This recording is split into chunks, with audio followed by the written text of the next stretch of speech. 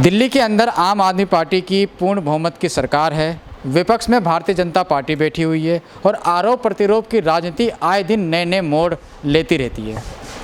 अभी मौजूदा जो मामला है अरविंद केजरीवाल, दिल्ली के मुख्यमंत्री अरविंद केजरीवाल जी का राजमहल, जो इन दिनों बहुत बड़ा मुद्दा बना हुआ है, इसको लेके कहीं ना कहीं आरोप प्रत्यारोप की राजनीति दिल्ली के अंदर चल रही है। भारतीय जनता पार्टी लगातार उनके ऊपर आरोप लगाती आ रही है और अभी जो मौजूदा अरविंद केजरीवाल जी का राजमहल 45 करोड़ की लागत से केजरीवाल जी का राजमहल बन रहा है, ऐसा आरोप भारतीय जनता पार्टी लगा रही है। और बीते दिनों केजरीवाल निवास पर उसके लिए प्रदर्शन भी भारतीय जनता पार्टी ने किया था। तो आज भारतीय जनता पार्टी के पूर्व पार्षद महेश अवाना जी हमारे साथ मौजूद हैं। बदरपुर विधानसभा के मीठापुर वार्ड में हम लोग बैठे हैं, इनसे बातचीत करेंगे। आरोप प्रत्यारोप की राजनीति भारतीय जनता पार्टी की आखिर कब खत्म होगी? तो सर, सबसे पहला सवाल मेरा आपसे रहेगा, आरोप प्रत्यारोप की राजनीति आखिरकार कब खत्म होगी भारतीय जनता पार्टी की? देखिए, जब तक सिस्टम में परिवर्तन नहीं होगा, जब तक लोग ईमानदारी से अपना काम नहीं करेंगे, तब तक आरोप प्रत्यारोप लगते रहेंगे, ये कभी ख़त्म नहीं होंगे। और क्योंकि आप देखो, आदिकाल से जब से सृष्टि की रचना हुई है, हमेशा दो पार्ट रहे हैं और दो पार्ट रहे हैं। चाहे उस युग में आप लगाएं, देवताओं का युग कह सकते हैं उसको, राक्षसों का युग कह सकते हैं, चाहे वो कोई भी काल रहा हो, एक दूसरे के ऊपर आरोप प्रत्यारोप लगते हैं जी। लेकिन जो सच्चाई होती है उसको जो पब्लिक है वो जानती है। पब्लिक को सारी जानकारी होती है कि कौन गलत, कौन सही, कौन क्या कर रहा है, सबको जानकारी होती है। कुछ लोग कह देते हैं, कुछ लोग खामोश रह जाते हैं। आप चाहे पिछला काल भगवान राम के समय का लगाएं, उस समय भी अच्छे और बुरे लोग थे। कृष्ण जी के काल में लगाएं, तब भी ऐसे थे। और जैसे जैसे जो युग आए, उससे पहले भी, रामचंद्र जी से पहले भी ये स्थितियां चलती रही हैं। जब कोई व्यक्ति सत्ता शासन में होता है, उस व्यक्ति के ऊपर है कि वो सही कार्य को सही रूप से करे, सही इस्तेमाल करे पैसे का। जनता यानी जिस तरह से उनको चुनती है, उनको बनाती है, उनको अच्छे कार्यों के लिए चुनती है। ये तो जनता चुनती नहीं है कि भाई हम गलत कार्य करेंगे ये लोग। लेकिन जब व्यक्ति सत्ता शासन में बैठ जाता है तो उसके कार्य करने की जो शैली है उसको पब्लिक ढूंढती है कि ये कहाँ क्या कर रहा है। रहने को मकान, दुकान, जो भी ऑफिस, कुछ भी है, किसी का भी है, छोटे से बड़े तक, हर व्यक्ति चाहता है कि मेरा घर सबसे सुंदर हो। हर व्यक्ति चाहता है कि मेरा जो कार्यस्थल है, जहाँ मेरा ऑफिस है, वो भी सुंदर हो, साफ सुथरा हो। अब इसमें यहाँ तक की बात है कि आप अपनी अगर नेक कमाई सब झूठ का खेल है सारा। अच्छे ये शासन के लिए, अच्छे सुशासन के लिए, अच्छे माहौल के लिए, अपने अच्छे मकान को सुंदरता देने के लिए अपने मेहनत का पैसा आप खर्च कर रहे हैं। चाहे वो फिर आप लाखों में करो, चाहे करोड़ों में करो, कोई चिंता की बात नहीं है। जहाँ सरकारी पैसे की बात आ जाती है, जो जनता का पैसा है, जो जनता टैक्स भरती है, हमारे जैसे लोग जो टैक्स देते हैं, और वो टैक्स वो अपने ऐशो आराम के लिए अगर कोई व्यक्ति इस्तेमाल करता है, चाहे वो कोई भी पार्टी का व्यक्ति हो, मैं ये नहीं कहता कि मेरी पार्टी का भी हो सकता है वो, या कांग्रेस का भी हो सकता है, या आम आदमी का भी हो सकता है, जो भी व्यक्ति सरकारी पैसे को, पब्लिक से जो पैसा टैक्स के रूप में आया, जो अर्निंग आई, उस पैसे को अपने ऐशो आराम के लिए जब खर्च करता है तो दर्द होता है। सर, मुझे एक चीज़ आज तक समझ में नहीं आई है, दिल्ली की आम आदमी पार्टी कोई भी काम करती है, बीजेपी को सबसे पहले ज़्यादा परेशानी होती है। महिलाओं को यात्रा फ्री मिलती है तो बीजेपी को दिक्कत होती है, बिजली पानी फ्री मिलता है तो बीजेपी को दिक्कत होती है, कोई नई योजना आती है तो दिक्कत होती है। जैसे कि बीते दिनों आबकारी नीति आई, बीजेपी को परेशानी हुई। स्कूल की व्यवस्था अच्छी करी तो बीजेपी को दिक्कत आई। कमरों का एक 25-25 लाख रुपए में एक कमरा क्लास रूम बनाए, ऐसा आरोप बीजेपी ने लगाया। और अब जो मौजूदा है कि सीएम जो है अपना जो राजमहल है 45 करोड़ की लागत से बनवा रहे हैं, ऐसा आरोप भारतीय जनता पार्टी लगा रही है। तो सर, लोकतांत्रिक देश है हमारा भारत, हमारे देश में कि हमारे एक सीएम को इतना भी अधिकार नहीं है कि वो अपने घर की मरम्मत तक करा सके, और आप लोग आरोप प्रतिरोध कूड़ेदान को बेचकर। मैंने कब कहा कि मरम्मत ना कराएं? साथ में ये नहीं कहा हमने कि मरम्मत ना कराएं। मरम्मत तो किसी भी पुराने आवास की होती है, किसी भी कार्यालय की होती है मरम्मत तो, लेकिन वो मरम्मत किस तरीके से हो रही है? एक ताजमहल बनवाया किसी महाराजा ने, वो किसके पैसे से बना होगा? चाहे वो किसी ने भी बनाया होगा, वो अपनी मेहनत की कमाई से तो बना नहीं होगा, वो तो कमा के तो बनाया नहीं होगा, वो तो पैसे पब्लिक से जो टैक्स लेते होंगे, जो कर लेते होंगे उस समय भी उसी से बना है वो भी। मैं ये नहीं कह रहा बनाओ, लेकिन उसकी फिजूल खर्ची है ना। ये थोड़ी कह रहे हैं कि आप उसको साफ सुथरा मत करो, उसको अच्छा मत बनाओ।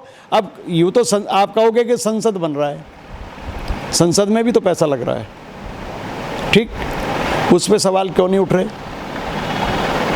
किसी ने सवाल उठाया? बताओ मुझे। क्योंकि संसद जो बन रहा है वो सामूहिक है, वो पूरे देश का जो संसद भवन जो देश के लिए लोगों के सांसदों के लिए बन रहा है वो सबके लिए सामूहिक बन रहा है। वो सरकार का पैसा उसमें लग रहा है और वो सरकार के ही काम आ रहा है। कोई पर्सनल एक व्यक्ति, एक सीएम अगर 45 करोड़ रुपया अपने आवास पे लगाता है और वो भी सरकारी पैसा लगाता है, वो पहले से भी तो वो तो कह रहे थे, उस बात पे मुद्दा उठ रहा है कि ये चीज़ें क्यों हुई जब उन्होंने कहा कि मैं तो एक आम आदमी हूँ, मैं तो कार नहीं लूँगा, गाड़ी नहीं लूँगा, लाल बत्ती की गाड़ी नहीं लूँगा, बड़ी बड़ी गाड़ी नहीं लूँगा, छोटी गाड़ी में चलूँगा, छोटे से मकान में रहूँगा, एलजी ने कहा कि हम मैं एक आम आदमी हूँ।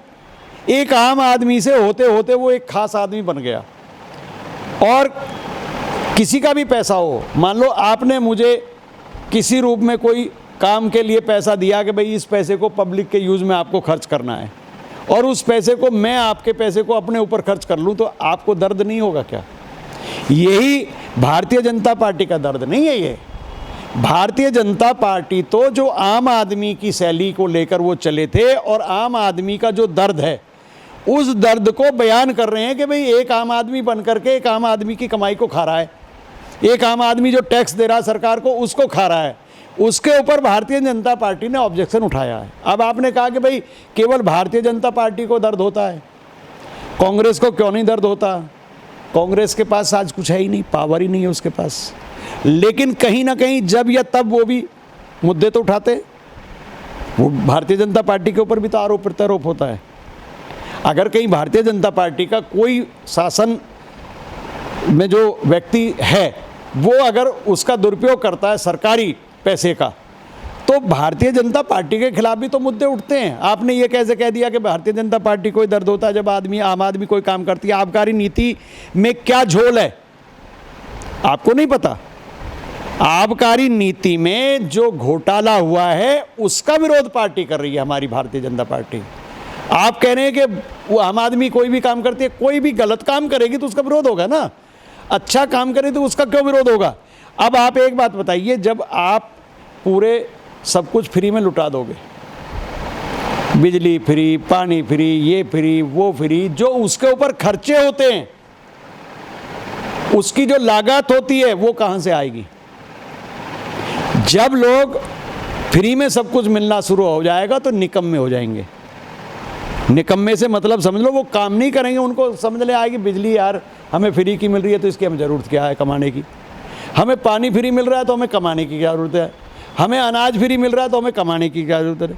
अरे मजबूरी में जब आपातकाल आए तब आप फ्री में मदद करिए।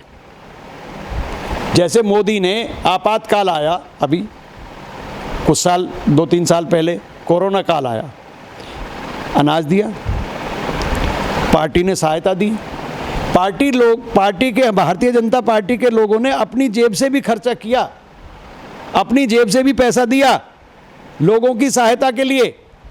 हमारी पार्टी ने, मैं तो अपने क्षेत्र की भी कहूँगा, हमारे यहाँ रामवीर बिदुड़ी विधायक थे, रमेश बिदुड़ी एमपी हैं, हम सब लोगों ने जो भी जिससे जैसा भी बना सब ने मिलकर के काम किया। सर आपसे आखिरी सवाल और पूछना चाहूँगा मैं। आखिरी नहीं, 10 सवाल पूछो मेरे से। जैसे कि कर्नाटक की अगर हम बात करें, कर्नाटक में जो नाटक चल रहा है उसको लेकर आप क्या कहना चाहेंगे? क्योंकि पूरा चुनाव जो है बजरंगबली के ऊपर लड़ा गया या चुनाव हुए बजरंगबली के ऊपर, कांग्रेस ने सिर्फ बजरंग दल पर प्रतिबंध लगाने की बात कही और कहीं ना कहीं बीजेपी को ये गवारा नहीं हुआ, बीजेपी को मायूसी हाथ लगी और उन्होंने एक बजरंगबली का जो है मुद्दा पूरे चुनाव में अपना रखा। देखिए, मुद्दा राजनीतिक नहीं है, लेकिन सर इसको सियासत नहीं, ये मुद्दा राजनीतिक नहीं है, ये किसी के धार्मिक भावनाओं को ठेस पहुंचाने वाली बात है।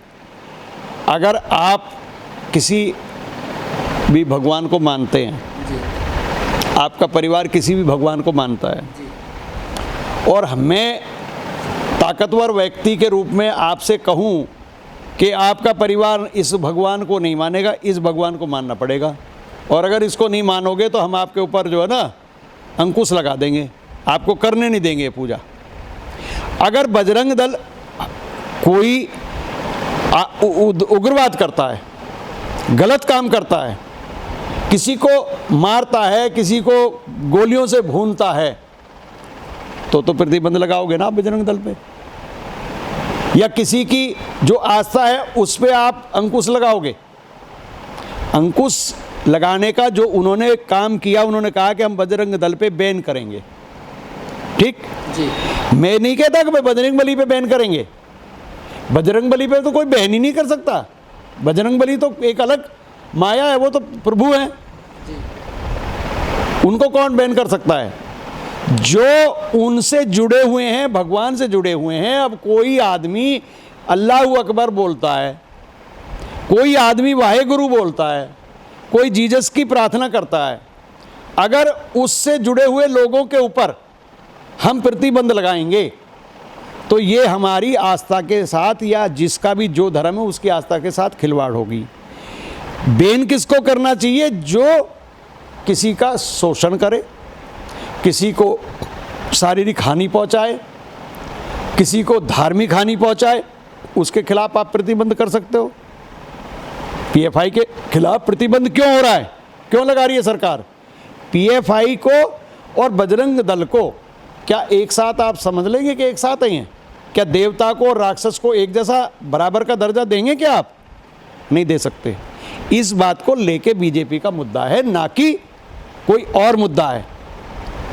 उन्होंने कहा ना पीएफआई को बैन किया तो हम बजरंग दल को बैन करेंगे। भाई पीएफआई ने तो गलत काम किए हैं, देश के साथ गलत काम कर रहे हैं वो तो। बजरंग दल अगर ऐसा कोई काम करता है तो बजरंग दल पे बैन होना चाहिए। लेकिन जब बजरंग दल के ऊपर कोई आरोपी इस तरह के नहीं है, झगड़ा फसाद तो एक अलग चीज़ है, किसी का भी हो जाए, भाई भाई का भी हो जाता है, परिवारों में भी हो जाता है। इसका मतलब ये थोड़ी है कि उस परिवार के ऊपर झगड़ा हो गया तो प्रतिबंध लग गया। भाई झगड़े तो परिवारों में होते हैं, लेकिन वो किसी को मारें, किसी को देश को नुकसान दे, देश के प्रति उनकी भावना गलत हो, तो उस पर प्रतिबंध होना चाहिए। तो कर्नाटक का चुनाव जो है संपन्न हो चुका है और कर्नाटक में जिस तरह का माहौल देखने तो कर्नाटक का जो चुनाव जो है पूरा विराम हो चुका है। लेकिन पूरे चुनाव में विकास की बात किसी ने नहीं करी। बड़ी बड़ी घोषणाएं दोनों पार्टियों के द्वारा की गई, लेकिन विकास की बात किसी ने नहीं की और पूरा का पूरा चुनाव जो है बजरंग दल और आप कह रहे हैं विकास के लिए, विकास तो पार्टी ने किया, विकास भारतीय जनता पार्टी ने, अगर वहाँ उनकी सरकार है तो विकास नहीं किया। केंद्र सरकार ने किया, भारतीय जनता पार्टी ने विकास नहीं किया देश में, कहीं भी किया है। चाहे कर्नाटक की बात करो, चाहे अन्य प्रदेशों की बात करो, जहाँ हमारी सरकारें नहीं है वहाँ भी तो हम सर मणिपुर में का की जिम्मेदारी किसको मानेंगे आप? मणिपुर की, हाँ मणिपुर की जिसकी सरकार है उसकी जिम्मेदारी है वहाँ। अगर कुछ मणिपुर में बीजेपी की सरकार है और जिस तरह से पूरा मणिपुर जल रहा है, आज चल रहा है ना, कहाँ झगड़े नहीं होते हैं, झगड़े हो जाते हैं ना, तो उसको ठीक करेंगे ना।